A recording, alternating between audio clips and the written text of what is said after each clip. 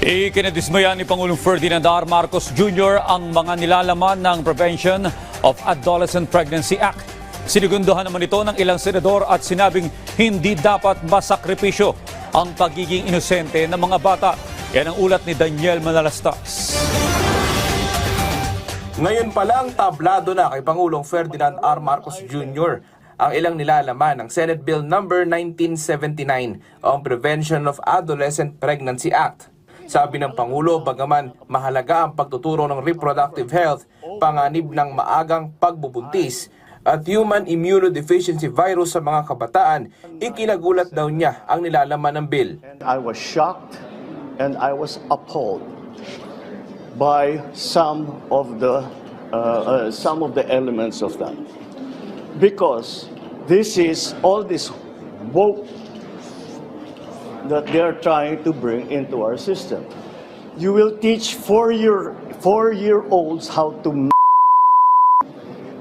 that every child has the right to try different sexualities. Ngayon pa lang din, siniguro na ng Presidente sa kasalukuyang porma ng bill, hindi ito makakalusot sa kanya. This is ridiculous. It is abhorrent. It is a travesty of what sexual and sex education should be to the children. What about the parents? Wala na silang karapatan na silang mag-decide kung ano at kailan tuturuan yung bata. And I'm already guaranteeing, hindi pa napasa ito.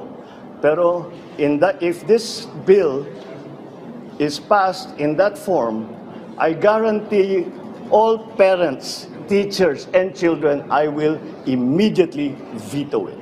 Si Senador Joel Villanueva sumigunda sa sentimiento ng Pangulo hinggil sa bill.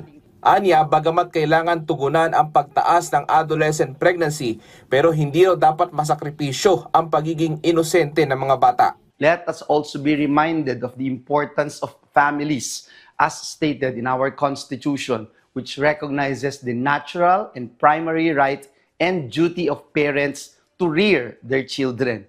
Si Senadora Risa Hontiveros, nilinaw naman ang ilang probisyon sa panukalang batas. Anya, handa siyang makinig upang maisaayos sa panukala.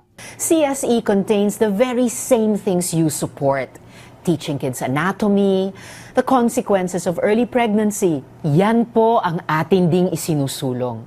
I am willing to accept amendments to refine the bill so we can steer it to passage. Para naman kay Senador Juan Miguel Zubiri, suportado niya ang probisyon na nakatuon sa healthcare at suporta sa teenage mothers. Pero hindi raw kasama ang suporta niya sa pagtuturo ng sexual education sa murang edad.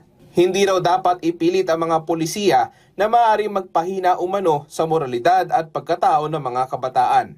Daniel Manalastas para sa Pambansang TV sa Bagong Pilipinas.